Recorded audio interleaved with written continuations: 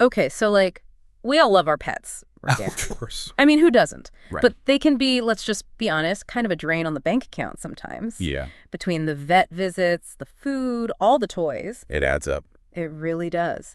So naturally, when tax season rolls around, you might start to think, maybe I can write some of this off. Yeah. So that's what we're diving into today. We're looking at this tax reduction letter article, and it's all about deducting pet expenses. Interesting. So let's jump right in.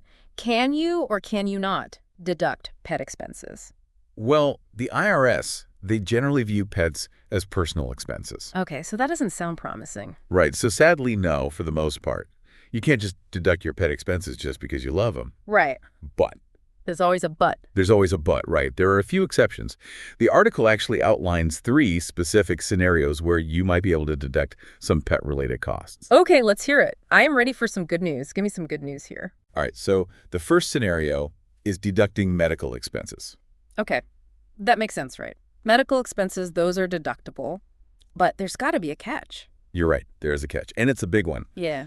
For your pet's medical expenses to be deductible, the animal has to primarily be used for medical care.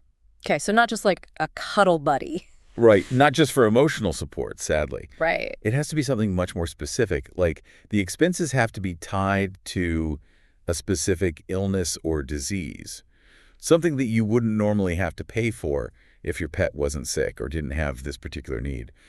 We're talking way above your routine vet checkup, you know? Yeah. So this is where like service animals would come in, right? Exactly. Like guide dogs for people who are visually impaired or hearing assistance dogs for people who are deaf. Right. Those are prime examples. The work they do is directly related to a medical condition, like medical equipment almost. Essential. Yeah.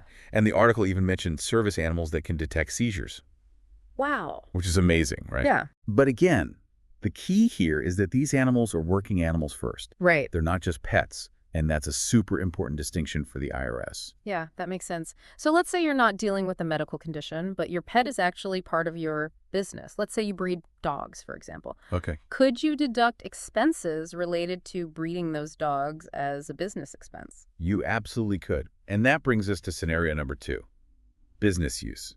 If your pet is directly involved in your business activities, some of their expenses might be deductible.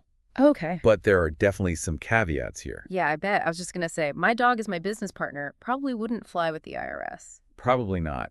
You'd need more than just your word for it. You have to be able to really prove that your pet plays a legitimate role in making your business money. Show me the money. Exactly. Show the IRS the money. Right.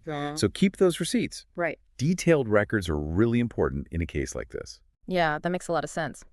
So I'm imagining someone listening to this right now and they're thinking, wait a minute, I think my pet might actually qualify for one of these scenarios. What would your biggest piece of advice be to them? Honestly, I can't stress this enough. Document everything. Keep really good records. Every vet bill, every receipt for training, any proof you have of how your pet helps with your business or a charity, you want to be prepared just in case. Yeah, I love that. Always be prepared.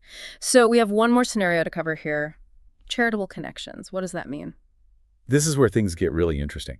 If your pet's involved in work for a qualified charity, like for instance, a search and rescue dog, Right. then some expenses might be deductible. Yeah. The key is that your pet's services have to be directly related to what that charity does. Like let's say you foster animals for a registered nonprofit. Your pet-related costs for those foster animals, those could be deductible. Oh, interesting. It's all about that clear connection. Again, though, you've got to be able to back it all up with solid records. Okay, so detailed records, that's the theme here. Yeah. So basically those everyday expenses, like buying your pet a cute sweater, Right. probably not going to fly with the IRS as a deduction. Probably not. But if your pet has a specific job or role, there might be some tax breaks you could be taking advantage of. It's all about understanding the rules and being organized. Exactly. You've got to do your homework. Right. And this whole conversation, it kind of raises another question, Okay. Lay it on me. How does the IRS even define medical care when it comes to these situations? Yeah. That's a good question. Yeah. Where do they draw the line? That's something to think about. It really is. Well, on that note, I think I need to go update my dog's resume. I'm not sure professional cuddler is going to cut it with the IRS. Probably not. Thanks so much. Until next time. See you.